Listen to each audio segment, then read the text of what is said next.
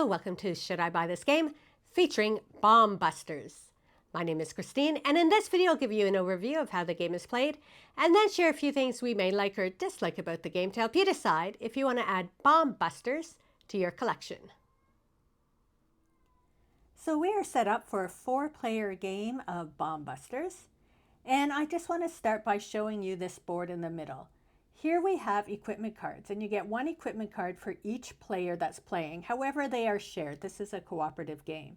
And what happens is right now, the X shows we cannot use them.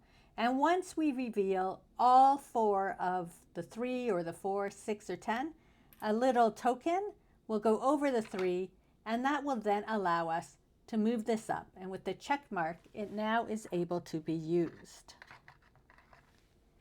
Down here, these little symbols, the yellow and red, show where our little wires are, yellow wires. So we are using training third day in the field, number 6 challenge. And it tells us we need 1 red wire and 4 yellow wires.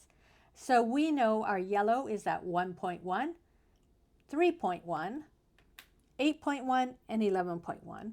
And our red tile is at 7.5, our red wire. Here, these are info tokens. So you can see here on this one, there's a 5, and that means that this number here is 5. Everything on this side is below 5. Everything on that side is above a 5. And everybody has put one where they feel could benefit giving us some information. And then the validation token, as I showed you, once 4 of the tiles have been exposed, we cover up that number, and then we know that that number has been all out there. And by doing that, it helps us.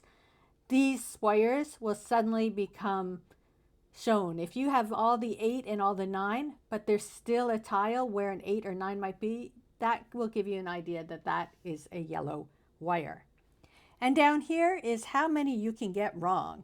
So based on your player count is how many you can get wrong. So each time somebody says the wrong wire, it goes down 1. And when we hit the skull, it has exploded and we've lost.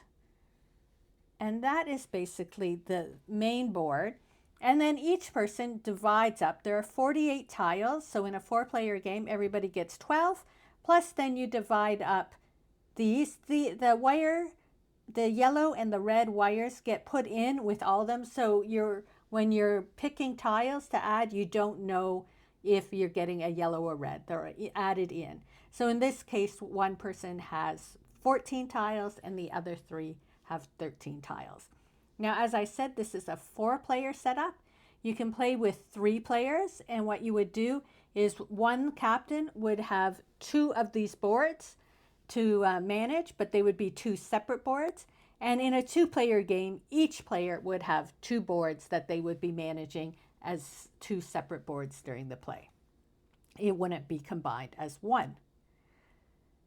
The other thing is everybody has one of these cards, which is a double detector, and this allows you once per game, instead of pointing at 1 of the tiles and guessing, you could point at 2 and say, is one of those 2 tiles a 6? Once you use your double detector, you would turn it over. And that is the setup of the game. So here we have my set of wires. I put it from 1 to 12. And then the other players do the same. So when we're looking at the other players, it will be sort of the opposite. I'll show you when we play. And so I put my lowest number to my highest number and everything in between. With the red wires, we put it between the 2 numbers it comes between, and the same with the yellow. It would go after all these I have would go before the yellow wire. And so with the yellow wire, we can guess, is that a yellow wire? Whereas with the red wire, this has to be the last one standing in the game if you want to win. So we're going to show you a few different scenarios of playing. So to start with, we have the info tiles. So if we come over here and look at Gemma's info tile, Gemma is going to be playing with us today. She has put a 5 here. And that means everything on this side is less than a 5 and everything on that side is greater than a 5. So I might start by saying, Gemma, is this tile a 12? Because we know that this would be her lowest number and this would be her highest number. So is this tile a 12? That is, in fact, a 12. So she would put it down and I would put it down, and we have a match. Now the other players would go, but because Gemma and I are playing, she is going to go next. So I'm feeling really stressed about this next decision, so I'll be using my double detector, and we'll be asking, is one of these two a 7? And yes, I would put this one. You get to choose whichever one you want to put down if you had more than one, and I would say yes, this is a 7. We are doing good. So maybe our other players have gone and I'm trying to figure out, she shows that there is a 5, but I don't have a 5 that I could say. And so I might be thinking, Gemma, is this a 1? That is not a 1, unfortunately. However, we do lose 1 here, but we do gain some information because she will put the number it is for all of us to see, that it is a yellow. Now, because it is a yellow, we didn't explode. However, if that was a red, it would have been game over. We've progressed through the game and all the 6s have now been out, which released this item here. And this is the rewinder that lets us move back a space. So if we've made a mistake, we now get an extra turn. That card is turned over and has been now used. Now the other thing in as we've moved along is 2 1s have been placed out. Now in my board here, my tiles, I have 2 1s left over. And since these are the last 2 in the game, I can do a double cut, allowing me to place both of my 1s out at one point. And now, because all 4 1s are out, I can add the little green tile, the validation tile, to the 1. So now we know that all the 1s and 2s have been released. And now it's my turn. So looking at what I have, I'm going to take a chance and ask, is this one right here a 9? And it is. So I'm going to place out my 9, and so will Gemma. Yay! So if we were coming back to my turn, I can see on Gemma's here that way back when I had made that mistake, that this is a yellow. So I have this yellow tile in mind, so I can say, Gemma, is this a yellow? It is a yellow. And then we would both put our yellows out. And that is how you get how you cut the yellow tiles. It doesn't have to be by number, it's just by color. So just matching yellow to yellow. Now the red, as Gemma informed me, it doesn't have to be the last tile standing, it just has to be the last tile standing in my collection. So we have to continue to work with our opponents to try to get the last 3 numbers out of my board before we can cut or not cut the red tile. So clearly we have made a lot more progress, and now it's my turn again. So I'll be asking, is this one here a 9?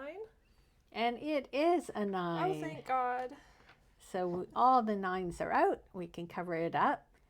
And so now I am left with the last tile, which is the red one. So now that it is my last one, I can safely cut it and reveal it to win the game. Yay! Now it might look like, wow, that was so easy, you guys won.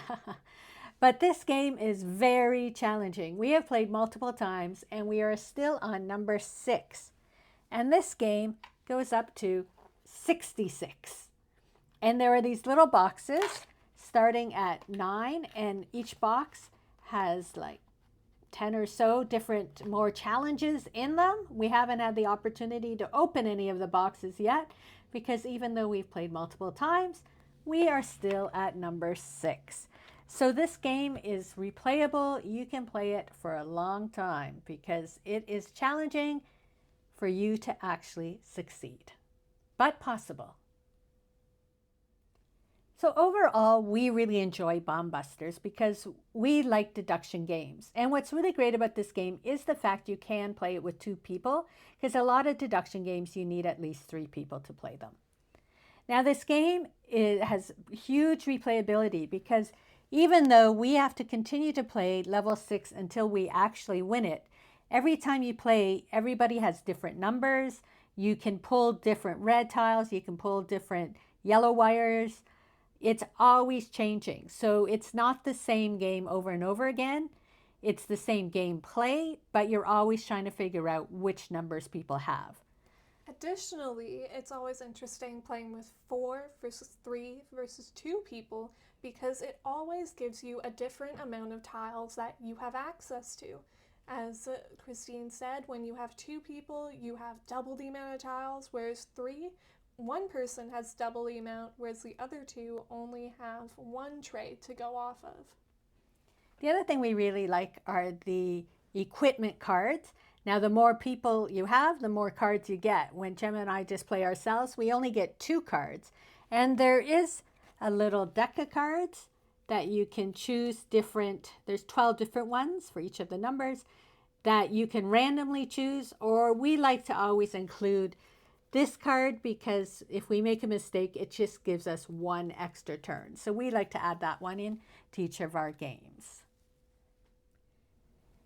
And now a couple dislikes about the game. The first would be is when we play with 2 players, we only get 2 chances to make a mistake. And you are going to make mistakes in this game. So we wish that there would be a higher number of mistakes you would be allowed to make. And again, that could be a house rule you could just add to your game. But in the rules, they only give you 1 per person can make a mistake. And the other thing we really wish they had was a bag to put all the tiles in. When you're originally picking your tiles, they just have you lay them on the table face down and you just randomly choose your tiles. And it can be when you're playing games back to back, you're constantly like just turning them over and all that. We wish that we could just throw them into a bag and pull them out of a bag. So yes, we can provide our own bag, but it would have been nice if a bag came with the game to put the tiles in when we're picking the tiles for the game. But otherwise, if you are a fan of deduction games, then I highly recommend that you check out Bomb Busters and let me know in the comments below if you've played this game and what you think of it.